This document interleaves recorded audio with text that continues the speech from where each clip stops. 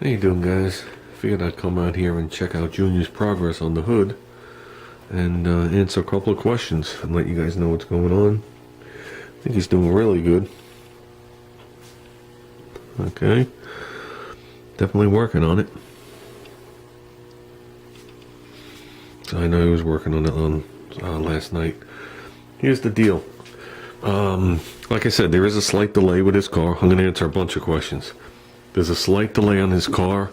The 4th, December 4th, this thing leaves. So then you'll see a lot of progress quick. You'll see us really hustling on it. I'm sure he'll have the hood done by then, but whatever. So December 4th is when you're going to start to see things happen on this car. So I really don't have much to do here to get the car in here and get working on it.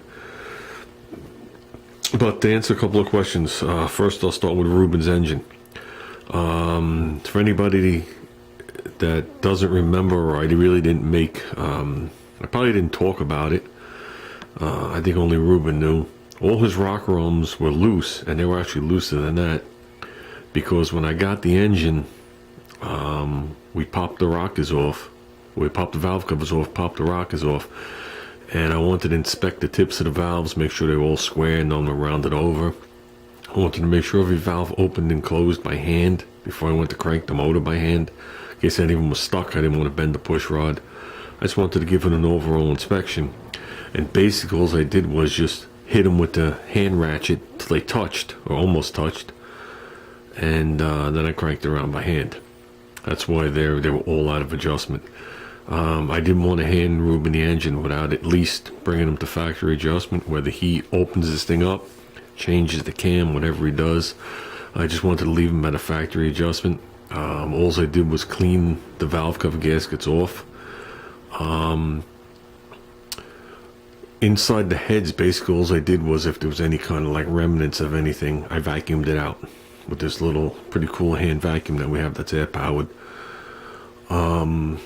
Just so nothing would go down there and get into the pickup and clog the pickup and him lose oil pressure.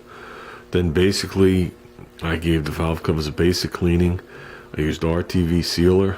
I just put the valve covers on like they did in the 70s from the factory. So if we do kick it off, oil doesn't go everywhere. I'm not going to clean the engine, but I'm going to get the majority of the off it. So when Ruben picks it up, we can grab it and hold it and move it all around without getting totally skeeved and covered. So that's where we stand with that. I'm going to toss that distributor in next week.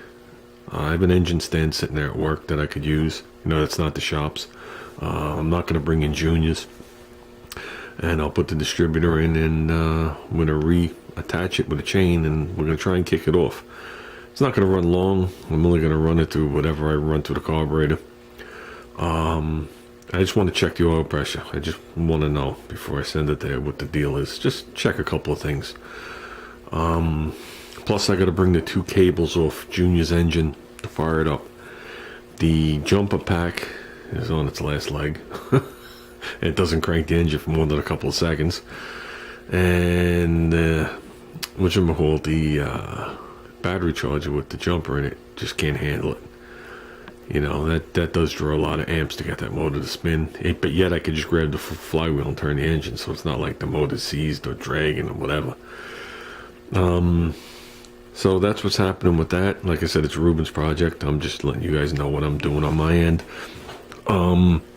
The 69 Chevelle that you guys saw, that engine was built over this past summer. It's a LS whatever.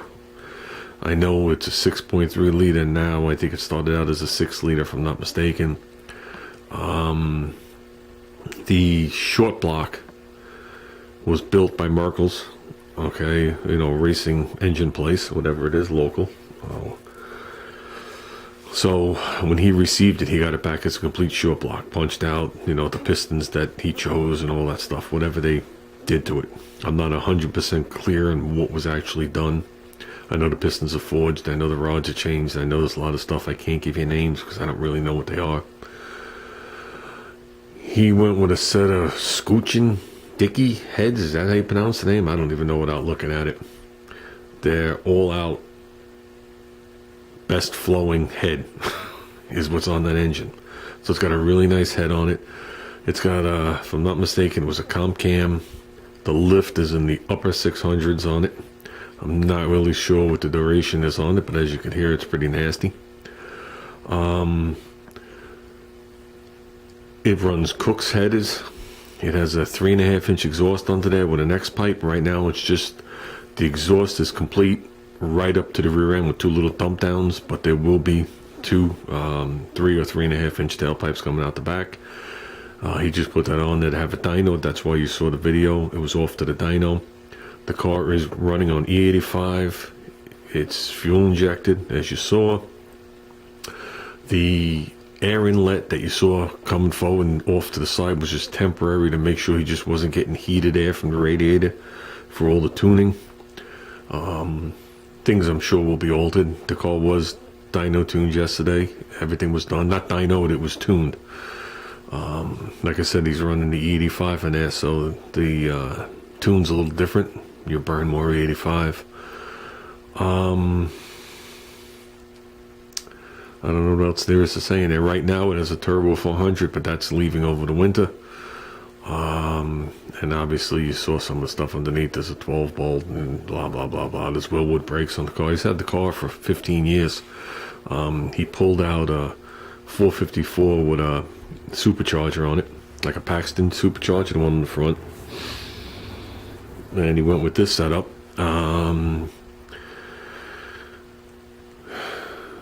That's that. I don't know what else is going on. Oh, we got Junior the fender.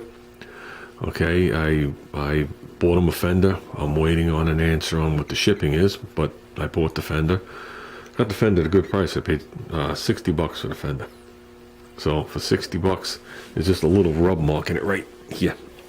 Very small, about that big. That's the extent of any damage on the fender. It's supposedly a rust-free fender. It looks rust-free in the pictures. And I see no other dents.